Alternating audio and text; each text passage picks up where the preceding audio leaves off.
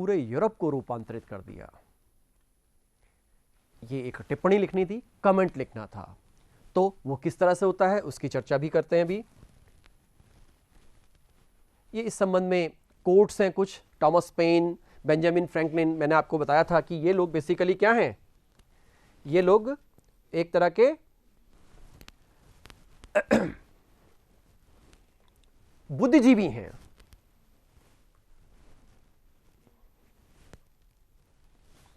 जो बुद्धिजीवी John Locke से लेकर के फिजियोक्रेट्स से लेकर के बुद्धिजीवी कौन कौन हो सकते थे, या एक्चुअली इन लोगों का जो लिंक था वो यूरोप से था, और यूरोप में फिजियोक्रेट्स भी थे, यूरोप में एडम स्मिथ जैसे लोग भी थे, यूरोप में सीरीज ऑफ स्कॉलर्स थे जिनकी अपनी एक सोच हुआ करती थी, और इस सोच के अंतर्गत एक बात ये आती है कि किस प्रकार से how did the American revolution impact the world history, किस तरह से दुनिया के इतिहास को, अमेरिका को तो किया ही किया, साथ में यूरोप को बदल दिया और दुनिया को बदल दिया। अभी तक दुनिया के इतिहास में इतना ज्यादा प्रभाव किसी और क्रांति ने नहीं डाला था। इसके तुरंत बाद अब फ्रांस की क्रांति है। फ्रांस की क्रांति ने पूरी दुनिया को बदला, लेकिन इसने उससे पहले काम किया है सारा। तो वन बाय वन हम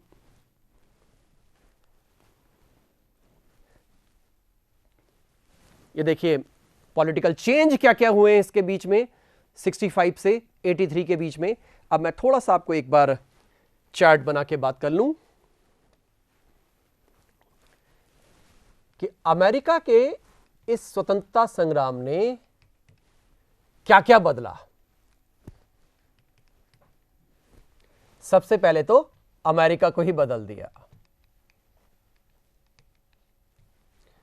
फिर यूरोप को बदल दिया, इंग्लैंड, फ्रांस, अदर्स, और इसके अलावा शेष विश्व। आपको कभी वर्ल्ड हिस्ट्री की अगर सामान्य जानकारी लेनी हो तो आप दिल्ली का मैप देख लें, और दिल्ली के मैप पे जो सड़कें बनी हुई हैं उन सड़कों के नाम देख लें। उनमें आपको जो जो नाम नजर आएंगे वो दुनिया के वो व्यक्तित्व हैं जिन्होंने इस दुनिया को बदला है। वहां पर अकबर, बाबर, हुमायूं रोड की बात मत करिए, वो तो है ही हैं, वो तो इंडिया के हैं। एक नाम अभी जिसकी मैं चर्चा करूंगा, साइमन बोलिवर। यह लैटिन अमेरिका का एक स्वतंत्रता सेनानी था। यह बोलिवर वही है जिसके नाम पर एक देश का नाम है पूरा, बोलिविया। लैटिन अमेरिका का स्वतंत्रता संग्राम इस व्यक्ति की देन है। स्पेनिश साम्राज्य के खिलाफ, पोर्तुगीज साम्राज्य के खिलाफ, और इसकी शुरुआत हम देख रहे हैं कहां से, अमेरिका से। मैंने इस तरह से इसको किया है, देखिए बांटा हुआ कैसे है, किस तरह से अमेरिका के साथ साथ पूरे यूरोप और पूरी दुनिया को इसने बदला है। इस पर मेन क्वेश्चन यूनिवर्सिटी लेवल पर भी आता है और यूनिवर्सिटी के एग्जाम के साथ साथ कॉम्पिटिटिव एग्जाम्स में भी आता है। तो अमेरिका में क्या बदला, वन बाय वन। पहली बात ये कि ये उपनिवेशवाद के विरुद्ध पहला सफल संघर्ष था दुनिया के इतिहास का, और इससे प्रेरणा 1970 तक ली जाती रही। जहां जहां उपनिवेशवाद था, अमेरिकन्स के इस स्पिरिट से दुनिया में सब जगह इससे प्रेरणा प्राप्त की जाती रही। दूसरी बात यह आती है कि यह पहला देश था जहां गणतंत्र बना। गणतंत्र का मतलब है head of state is directly और indirectly elected by common man. आम लोगों के द्वारा जब हेड ऑफ स्टेट को, किसी राज्य के औपचारिक अध्यक्ष को नियुक्त किया जाता है, निर्वाचित किया जाता है, खास करके निर्वाचित करना, नॉट नियुक्त, निर्वाचित किया जाता है, तो वो गणतंत्र होता है। तीसरी बात यह आती है कि यहां पर एक लिखित संविधान आया, रिटन कॉन्स्टिट्यूशन। आप लोगों ने सबने सुना होगा कि हम कहते हैं कि भारत में लिखित संविधान है, जबकि इंग्लैंड के लिए कहते हैं वहां लिखित संविधान नहीं है। इसका इंटरप्रिटेशन आप ठीक से समझ लें। लिखित संविधान वाला देश वो होता है जहां पर संविधान बनाने के लिए कोई कॉन्स्टिट्यूएंट असेंबली बनाई जाती है,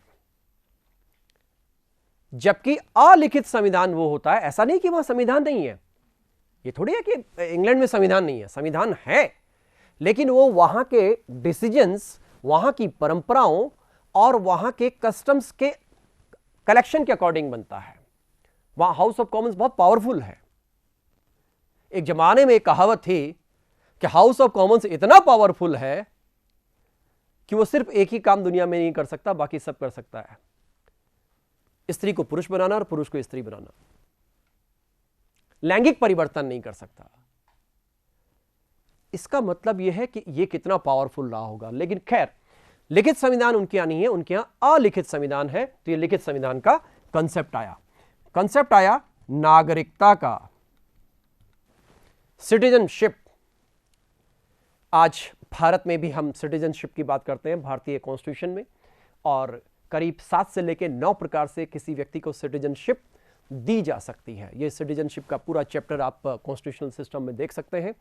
और वो सिटीजनशिप लेने का जो तरीका है, ऐसा नहीं है, सिटीजनशिप भारतीय गणतंत्रों में भी 6ठी शताब्दी ईसा पूर्व में मिलता है। लेकिन यहां जो ये नागरिकता का कंसेप्ट आ रहा है, ये नागरिकता का कंसेप्ट मॉडर्न एज में हम बात कर रहे हैं। इस प्रकार से ये जो 13 उपनिवेश थे, इन 13 उपनिवेशों का एक संघ बन गया। और जो नागरिकता है वो दोहरी नागरिकता दी गई, यानी आपके अपने राज्य की नागरिकता तो आपके पास रहेगी और साथ में संघ की नागरिकता आपको सेपरेटली दी जाएगी। आप जानते हैं कि यहां पर मैं गणतंत्र की बात कर रहा हूं, तो जॉर्ज वॉशिंगटन को पहली बार पहला राष्ट्रपति अमेरिका का बनाया गया।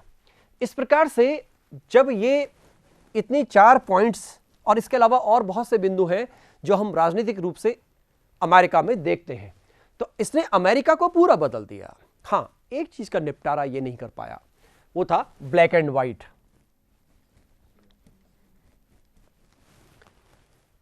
काले और सफेद का जो भेद है, इस भेद को ये समाप्त नहीं कर पाया। अमेरिका की जनसंख्या में जो एक करीब 12 से लेकर 13% के बीच लोग हैं, वो ब्लैक्स हैं, नेटिव्स हैं। इनके साथ स्लेवरी होती थी। दास्ता का एक सेपरेट चैप्टर है। इनके साथ दासत्व चलता था, जैसे यूरोप में सर्फडम था, यहां पे स्लेवरी शब्द आता है। और इसके अंतर्गत इनके साथ बहुत से जातीय और नस्लीय भेदभाव किया जाता था, सामाजिक आधार पर, सांस्कृतिक आधार पर, आर्थिक आधार पर, रोजगार के आधार पर। ज्यादातर जो खेती में काम करने वाले स्लेव्स थे वो ब्लैक्स हुआ करते थे। इस प्रथा को समाप्त नहीं किया जा सका, लेकिन हां, इनके प्रति रुझान जरूर पैदा हुआ, क्योंकि बड़ी संख्या में ब्लैक्स ने भी फ्रीडम मूवमेंट में भाग लिया था। इसका अंत करने के लिए समय आया क्या? 1861 से 65 के बीच में, यानी यूएस का सिविल वॉर। अमेरिका में जो गृह युद्ध हुआ, आप लोगों ने सबने नाम सुना है, अब्राहम लिंकन। उस जमाने में कहते थे एक दिन अमेरिका का राष्ट्रपति ब्लैक बनेगा। और आप जानते हैं कि पिछले राष्ट्रपति जिनका आप सब नाम जानते हैं, मुझे बताने की आवश्यकता नहीं है, उन्होंने उनको याद किया जब उन्होंने भाषण दिया, शुरुआती भाषण अपना। उन्होंने लिंकन को याद किया, जॉर्ज वॉशिंगटन को याद किया और मार्टिन लूथर किंग को याद किया। ये एक स्वस्थ लोकतंत्र की निशानी है। सेकंड, यूरोप में सारा झगड़ा, सारा झंझट इनका था, इंग्लैंड का, क्योंकि इंग्लैंड की कॉलोनी थी। इसलिए क्या क्या चीजें आई? इंग्लैंड में सबसे पहले जो राजा है उसको हटाओ, जॉर्ज थर्ड। जॉर्ज थर्ड का जो व्यक्तिगत शासन था वो समाप्त कर दिया गया।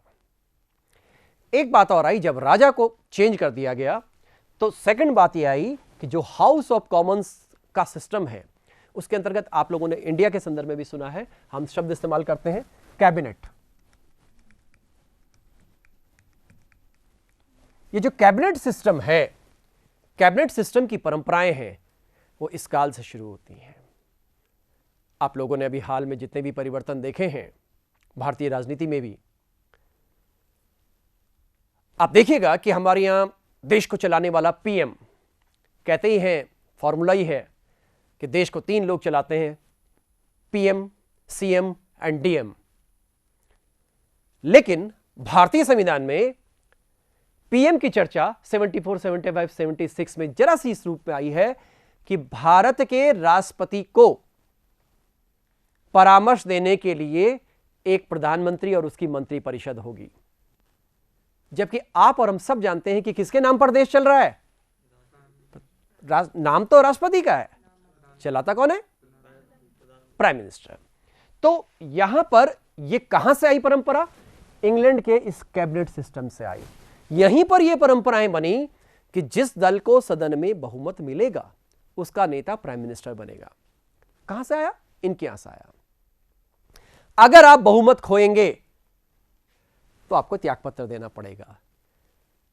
अभी मैंने आपको नाम बताया था, तो चाहे विलियम पिट की बात करें, ग्रेनवेली का नाम उससे पहले मैंने बताया, आपको त्यागपत्र देना पड़ेगा। तो परंपराएं बनती चली गई। तो आपने सुना होगा कि इंग्लैंड के लोग परंपरावादी हैं, परंपराओं पर ज्यादा चलते हैं। इसके अलावा एक बात और थी, मैंने आपको बात की थी कि जो इंग्लैंड था उसके पास में आयरलैंड है। तो आयरलैंड की जो आयरिश संसद थी, उस संसद को मान्यता प्रदान कर दी गई, उसको कुछ ऑटोनॉमी दी गई। इसके अलावा इंग्लैंड में होने वाला चेंज, एक मेजर चेंज आया, इन्होंने अपनी कॉलोनियल पॉलिसी में चेंज करना शुरू कर दिया। विश्व में जहां जहां इनके उपनिवेश थे, कनाडा, अमेरिका तो गया, अब इंडियन सब कॉन्टिनेंट, अफ्रीका और ऑस्ट्रेलिया, इनके प्रति इसने नीति में परिवर्तन किया। ढीलापन नहीं रखेंगे अब, क्योंकि गलतियां हुई हैं। और अब वाणिज्यवाद को समाप्त किया जाएगा, उसकी जगह हम दूसरी चीज डेवलप करेंगे। आप जानते हैं, मैं पिछले लेक्चर में बता चुका हूं, इस बीच इंग्लैंड में एक बहुत बड़ा चेंज शुरू हुआ, वो था औद्योगिक क्रांति। इसने सारे समीकरण को बदल दिया। इस प्रकार से इंग्लैंड बदला।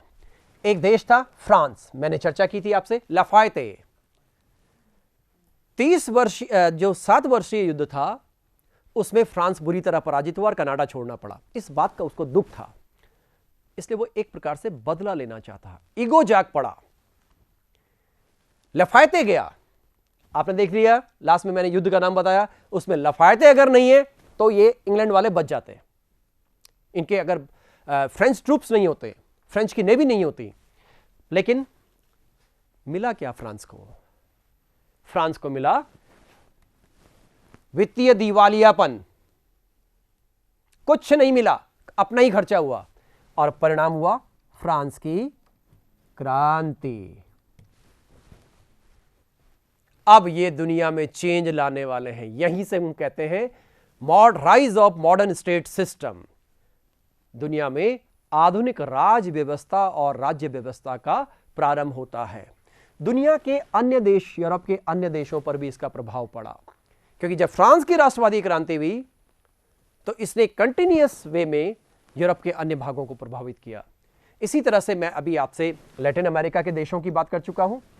लैटिन अमेरिका में अर्जेंटीना, ब्राजील, बोलीविया, पेरू, ये जितने देश थे जो स्पेनिश एम्पायर और पोर्तुगीज एम्पायर के अगेंस्ट थे, धीरे धीरे धीरे धीरे ये भी स्वतंत्र होते चले गए। और हम देखते हैं कि इस अमेरिका की क्रांति ने सचमुच में खुद के साथ साथ पूरी दुनिया को बदल दिया। इनके यहां ह्यूमन राइट्स का कंसेप्ट आया, इनके यहां मानव का जो मूल अधिकार है उसकी बात हुई। तो कंसेप्ट वाइज इन्होंने एक नई दुनिया को जन्म दिया। ये नई दुनिया थे और नई दुनिया को साथ लेकर आए। तो ये इनके इतिहास की मुख्य बातें हैं। अब एक बात और आती है कि क्यों आखिर ये लोग असफल हो गए? कौन? इंग्लैंड वाले लोग। दोनों पक्ष आप में लेंगे, इंग्लैंड वाले क्यों असफल हुए और अमेरिका वाले क्यों सफल हुए।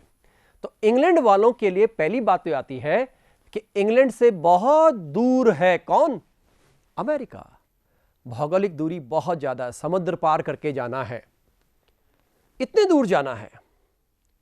आप अगर उस संबंध में भारत का इतिहास को याद करेंगे टीपू सुल्तान तक के साथ इन्होंने समझौता, मैसूर के साथ समझौता करना पड़ा था, क्योंकि अमेरिका में स्थिति खराब हो रही थी। तो इसने वर्ल्ड वाइड प्रभावित किया। तो भौगोलिक दूरी एक बड़ी बात थी। दूसरी बात यह बात थी कि अमेरिकन को समर्थन दिया विदेशी शक्तियों ने, यूरोप की शक्तियों ने उनको समर्थन दिया, उनको नौसेना दे दी, उनको सेना दे दी, उनको अदर रिसोर्सेज दे दिए। एक बात ये आती है, अब अमेरिकन की तरफ से बात करें, अमेरिका के लोगों के पास स्पिरिट्स मौजूद थी, साहस था, वो करना चाहते थे। तीसरी बात यह कि अमेरिका के अगेंस्ट इंग्लैंड की सेना में भी ऐसे लोग थे जिनके मन में सोचना, इसलिए उनकी लड़ने की स्पिरिट वो नहीं थी जो युद्धों में हुआ करती थी। तो इस प्रकार से हमारे पास सीरीज ऑफ कारण हैं जिनके अंतर्गत हम अमेरिका की क्रांति के कारणों को, उसके प्रक्रिया को, उसके प्रभाव को हम देख सकते हैं और किस तरह से पूरी दुनिया को प्रभावित करता है, इसके बारे में हम लोग एक पूरा डिटेल में देख चुके हैं। हम इस क्रम में ये किस तरह से दुनिया को प्रभावित करेगा, अगले लेक्चर में हमारा फ्रांस की क्रांति होना है, जो कंटिन्यूएशन में इससे जुड़ा हुआ है। Good morning to all of you. मैं doctor Vikas Nautiyal, associate professor history, college education, Rajasthan. World history के इस ऑनलाइन लेक्चर श्रृंखला में आज हम बहुत ही इंटरेस्टिंग टॉपिक पे बात करने वाले हैं, that is French revolution, France की क्रांति। फ्रांस की क्रांति जिसने पूरी दुनिया को प्रभावित किया, फ्रांस की क्रांति जिसने मॉडर्न स्टेट सिस्टम को एक बड़ा प्लेटफॉर्म तैयार करके दिया। जैसा कि आप देख रहे हैं, ये फ्रांस की क्रांति के 3 फल हैं, 3 फ्रूट्स। ये तीनों फ्रूट्स दुनिया के अधिकांश देशों की संवैधानिक व्यवस्था, राज व्यवस्था के अंग हैं, इंक्लूडिंग इंडिया। भारत के संविधान की प्रस्तावना में ये तीनों शब्द इंक्लूडेड हैं। इस बात से हम अनुमान लगा सकते हैं कि फ्रांसीसी क्रांति ने इस पूरी दुनिया को किस प्रकार से प्रभावित किया है। अब इस बिंदु पर आने से पहले, इसके बैकग्राउंड में आप देख सकते हैं, ये फ्रांस के लोगों की तस्वीर है। इस बिंदु पर आने से पहले मैं एक बात आपसे कहना चाहूंगा कि हम इस पे करने क्या वाले हैं, क्या क्या चीजों पर हम बात करेंगे। तो सबसे पहले हम बात करने वाले हैं कि फ्रांस की क्रांति का सामान्य परिचय क्या है। सामान्य परिचय क्या है, इसकी ज्योग्राफी क्या है, इसकी हिस्टोग्राफी क्या है, कैसे अध्ययन किया जाए, इसका क्या क्या किया जाता है इसमें। पहला भाग हम इस पर बात करेंगे। दूसरा भाग हम बात करेंगे, आजकल क्वेश्चंस इस रूप में आते हैं एग्जाम्स में कि कौन सी परिस्थितियों में फ्रांस की क्रांति हुई। परिस्थितियां पहले पूछा जाता था कारण क्या थे, तो यहां पर इसको हम ऐसे कर लेते हैं, कारण, काउजेस, यहां हम बात कर लेंगे, या परिस्थितियां क्या थी, क्या था बैकग्राउंड फ्रांस की क्रांति का। तीसरी बात हम यह करने वाले हैं कि इस क्रांति के दौरान प्रक्रिया क्या रही, क्रांति की प्रक्रिया क्या रही, या क्रांति के चरण क्या रहे, जो कि 4 बताए जाते हैं। 4 चरण बताए जाते हैं, इन चरणों की चर्चा हम लोग करेंगे। फिर यह बात आती है, इस क्रांति ने इस पूरी दुनिया को किस प्रकार से प्रभावित किया। प्रभाव, एक समग्र प्रभाव इसका क्या है पूरी दुनिया पर, सामाजिक रूप से कैसे प्रभावित किया, आर्थिक रूप से कैसे प्रभावित किया, राजनीतिक रूप से कैसे प्रभावित किया, बौद्धिक दृष्टि से कैसे प्रभावित किया, इस बात की चर्चा करेंगे। और 5वीं बात इस पर भी बात करेंगे कि इसकी प्रकृति क्या थी। ये प्रकृति पर प्रश्न यूपीएससी में ज्यादातर आते हैं। तो इन 5 बातों को हमको फ्रांस की क्रांति के अंतर्गत समझना है। सबसे पहली बात तो हम फ्रांस की क्रांति के बारे में यह देखते हैं कि क्रांति क्या थी। क्रांति क्या थी? दरअसल फ्रांस, सबसे पहले इसकी थोड़ी सी ज्योग्राफी देखकर बात करते हैं, फिर मैं आगे चर्चा करूंगा। ये आज आप देख सकते हैं कि फ्रांस यूरोप में,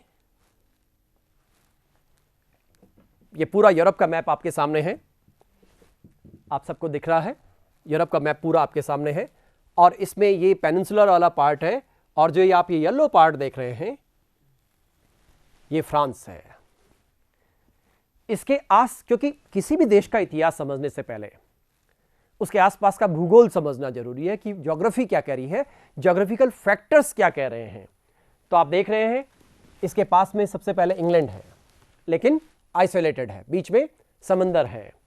इसके पास स्पेन है। इसकी चर्चा मैं इसलिए कर रहा हूं क्योंकि बाद में नेपोलियन के यही प्रायद्वीपीय युद्ध हुए, जिसके लिए नेपोलियन को कह दिया गया कि यह प्रायद्वीपीय युद्ध, ये स्पेन नेपोलियन के लिए कैंसर बना।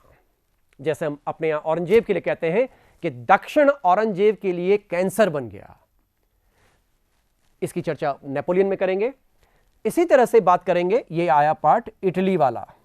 ये इटली एक नहीं था, इटली बहुत से स्टेट्स हुआ करते थे, छोटे बड़े बहुत से इसमें राज्य थे। ये न्यूट्रल कंट्री स्विट्जरलैंड, ये ऑस्ट्रिया जो आप देख रहे हैं, ये ऑस्ट्रिया हंगरी ऐसे था, एक साथ था देश। हैब्सबर्ग नाम का यहां पर राजवंश सत्ता में था, और ये उस समय यूरोप का एक सबसे शक्तिशाली राजवंश था, क्योंकि इंग्लैंड बिल्कुल अलग है, सेपरेट है। ये आप बेल्जियम देख सकते हैं, ये बेल्जियम है, ये नीदरलैंड है, ये जर्मनी। जर्मनी भी जो आप इतना बड़ा देख रहे हैं, उस जमाने में जर्मनी 500 से ज्यादा छोटे बड़े राज्यों का एक भौगोलिक एक्सप्रेशन था। कोई देश नहीं था, कोई सॉरेन कंट्री नहीं था, संप्रभुता संपन्न देश नहीं था। ये आप जानते हैं चेक एंड स्लोवाकिया, और ये पोलैंड। यहां तक मैं चर्चा इसलिए कर रहा हूं ताकि आपको ज्योग्राफी फ्रांस की समझ में आ जाए। आपको याद होगा, मैंने पिछले लेक्चर में बताया था कि 15वीं 16वीं शताब्दी में यूरोप में पुनर्जागरण के साथ साथ निरंकुश राजवंशों की स्थापना हुई, और इन्हीं निरंकुश राजवंशों के अंतर्गत इंग्लैंड में ट्यूडर वंश आया, हेनरी ट्यूडर। फ्रांस में हेनरी बूरबो आया, नाम था हेनरी बूरबो, खाली बूरबो लिखा होगा या बूरबोन इसका उच्चारण है। इसी बूरबो के नाम पे फ्रांस का राजवंश क्या कहलाया? बूरबो राजवंश कहलाया। इंग्लैंड का राजवंश ट्यूडर राजवंश कहलाया। जब हम रूस की बात करते हैं, यहां पर रूस इस मैप में साफ नहीं है, जहां पर रूस की बात करते हैं, आपने नाम सुना है जार, जिसको रोमनोव वंश बोलते थे। ये एक राज्य की स्थापना हुई। इसी तरह से आप देखेंगे यहां बूरबो राजवंश, यहां ट्यूडर राजवंश, यहां इटली में बहुत से राजवंश थे, इंक्लूडिंग पोप, छोटे छोटे राज्य थे। जर्मनी में भी कई तरह के राजवंश थे। यहां पर जो राजवंश आता है उसका नाम है हैब्सबर्ग, हैब्सबर्ग राजवंश। इस प्रकार से राजवंशों की सत्ता, राजवंशों की दुनिया 16वीं, 17वीं, 18वीं शताब्दी में थी, और ये राजवंशों ने अपनी अपनी प्रकार की राज व्यवस्था स्थापित की थी। और इसमें ये जो हेनरी बूरबो है, इसी का एक वंशज था जिसका नाम था लुई 14, जिसकी चर्चा हम कई बार करते हैं। इस लुई 14 ने राजत्व का दैवीय सिद्धांत अपनाया। मैं ही राज्य हूं, आई एम स्टेट। इनको सन किंग्स भी कहा गया है। ये आप फ्रांस के भीतर का स्ट्रक्चर देख सकते हैं। ये छोटे छोटे शहर हैं, जैसे हम अपने भारत के लिए कहते हैं भारत की राजधानी दिल्ली है, या एक जमाने में कुछ समय कलकत्ता में भी रही। ये राजधानी है पेरिस, पेरिल। हम अंग्रेजी में पेरिस लिख रहे हैं, हम बोलते इसको इस तरह से हैं क्योंकि फ्रेंच उच्चारण जो है वो ब्रिटिश उच्चारण से थोड़ा डिफरेंट है, जर्मन उच्चारण से थोड़ा डिफरेंट है। तो यहां पर कई जगह उच्चारण भी हमको डिफरेंट नजर आएंगे। तो ये जो छोटे छोटे राज्य थे, फ्रांस में क्रांति के दौरान एक बात चली, पेरिस फ्रांस नहीं है, क्योंकि फ्रांस का दूर दराज का क्षेत्र, आप यहां यहां यहां देख लीजिए, ये कंट्री साइड है, यानी फ्रांस का एक बड़ा भाग गांव में था। अभी तक यहां औद्योगिक क्रांति नहीं हुई थी जैसे इंग्लैंड में हो चुकी थी, इसलिए इनकी आर्थिक स्थिति वैसी नहीं थी जैसे इंग्लैंड में है। ये आप देख सकते हैं, जब क्रांतिकारी फ्रांस हुआ, उस वक्त की फ्रांस की स्थिति क्या है, कैसे इन्होंने 1789 से लेकर के 1799 के बीच क्रांति, इस पूरे एपिसोड को इस मैप के माध्यम से दिखा रहे हैं। मैं एक बहुत ही सामान्य बात कर रहा हूं। अक्सर यूरोप में एक कहावत थी कि अगर फ्रांस को छींकें आती हैं तो यूरोप को जुकाम हो जाता है। फ्रांस को छींकें आती हैं तो यूरोप को जुकाम हो जाता है। यानी फ्रांस में अगर कोई भी परिवर्तन होना है तो उसका असर यूरोप व्यापी होगा, पूरे यूरोप में उसका असर दिखाई देगा। इस लाइन की पृष्ठभूमि में हम फ्रांस की क्रांति को समझने की कोशिश करेंगे। ये फ्रांस की क्रांति का एक, इस पे आने से पहले मैं आपको थोड़ी देर पहले मैंने बताया था कि हेनरी बूरबोन ने 14वीं-15वीं शताब्दी में बूरबोन राजवंश की स्थापना की। तो फ्रांस में राजवंश हो गया क्या? बूरबोन राजवंश। इसी बूरबोन राजवंश का एक वंशज था लुई 14। ये लुई 14 इस पूरे फ्रांस के इतिहास का सुपर पर्सनैलिटी है। यानी नेपोलियन से पहले अगर आपको किसी का नाम पूरे फ्रांस के इतिहास में लेना है तो वो लुई 14 है, क्योंकि यूरोप का एक बड़ा भाग, फ्रांस का जितना भी पार्ट था जो जीता गया फ्रांस की ओर से, वो ज्यादातर लुई 14 ने जीता। राजत्व की सत्ता इसने स्थापित की, इंतेदा की व्यवस्था इसने स्थापित की। इंतेदा, इसको जरा वेरी इंपॉर्टेंट करिएगा। इंतेदा, ये इंतेदा क्या थे?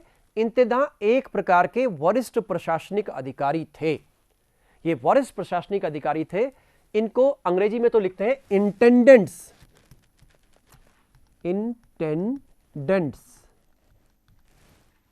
इंटेंडेंट एंड देन प्लूरल हो गया इंटेंडेंट्स, लेकिन फ्रेंच उच्चारण इसका जो है वो है इंतेदा। आपको अगर ध्यान हो तो भारत में एक फ्रांसीसी वरिष्ठ अधिकारी आया था जिसका नाम था डुप्ले। वो डुप्ले भी बेसिकली इंतेदा था। तो इसने इंतेदा का सिस्टम शुरू किया। इसने पूरा एक केंद्रीकरण की प्रणाली को अपनाया। केंद्रीकरण, हाईली सेंट्रलाइजेशन, और ये सारा सेंट्रलाइजेशन, सारी सत्ता इन इंतेदा के पास होगी और अंतिम रूप से लुई 14 के पास। इसलिए फ्रांस की क्रांति के जमाने में कहा जाने लगा था कि जो क्रांति में 30 इंतेदा हैं, 29 थे उस समय, ये फ्रांस के 30 खून चूसने वाले लोग हैं। इन्होंने सारे फ्रांस का खून चूसा हुआ है। राजत्व सिद्धांत आया, इंतेदा का आया। कल्चरली वर्साय, पेरिस शहर से बहुत दूर एक बहुत खूबसूरत महल बनाया गया जो फ्रांस की विलासिता को दिखाता था। ऐसा महल किसी के पास नहीं था। अभी मैं आपको मैप में उसको दिखाऊंगा। पेरिस नाम का जो शहर है, आज की डेट में भी पेरिस बहुत खूबसूरत है। इस पेरिस का जो ब्यूटिफिकेशन का काम है, सबसे पहले जो इसका प्लेटफॉर्म तैयार किया है वो लुई 14 ने किया है। तो इसके एक नहीं सैकड़ों काम है। ये एक अत्यंत योग्य व्यक्ति था, लेकिन सत्ता का केंद्रीकरण सिर्फ अपने हाथ में रहेगा। और ये जो व्यवस्था टोटल बनी, इसे आंशियां रेजिम कहा जाता है। ये आपसे पूछा जाना है, यूपीएस आरपीएससी में पूछा हुआ है 50 वर्ड्स में। आंशियां रेजिम क्या है? हिंदी में इसको बोलते हैं पुरातन व्यवस्था। आंशियां रेजिम यानी पुरातन व्यवस्था, ओल्ड रिज्म, इंग्लिश में बोलते हैं ओल्ड सिस्टम या ओल्ड रिज्म। ये पुरातन व्यवस्था थी और इस पुरातन व्यवस्था में डेमोक्रेसी नहीं थी। इस पुरातन व्यवस्था में केंद्रीकरण था, इंतेदा था, राजत्व का दैवीय सिद्धांत था। अब इस आंशियारिज्म में एक संस्था हुआ करती थी जिसका नाम था स्टेट्स जनरल। ये स्टेट्स जनरल एक संस्था थी जो लोकतांत्रिक संस्था के रूप में थी और 1614 के आसपास से इस संस्था का आज तक यानी 1789 तक कोई सम्मेलन, कोई अधिवेशन, कुछ नहीं हुआ था, कभी इसको कॉल ही नहीं किया गया था। अब फ्रांस की क्रांति के दौरान ये इसको कॉल करेगा। इस स्टेट जनरल का रूपांतरण, बस यहीं से क्रांति की शुरुआत है, इस स्टेट जनरल का रूपांतरण राष्ट्रीय सभा के रूप में हो गया। यूरोप के इतिहास में, फ्रांस के इतिहास में पहली बार ये राष्ट्र शब्द जनता की तरफ से पहली बार आया। राष्ट्रीय सभा। इस राष्ट्रीय सभा ने एक संविधान बनाया, तो संविधान सभा बनी। उसके बाद नेशनल कन्वेंशन बना। यह सारा अब क्रांति शुरू हो चुकी है। उसके बाद एक डायरेक्टरी का शासन बना और उसके बाद नेपोलियन का युग आया। यह फ्रांस की क्रांति का स्ट्रक्चर है, केवल इतना स्ट्रक्चर है।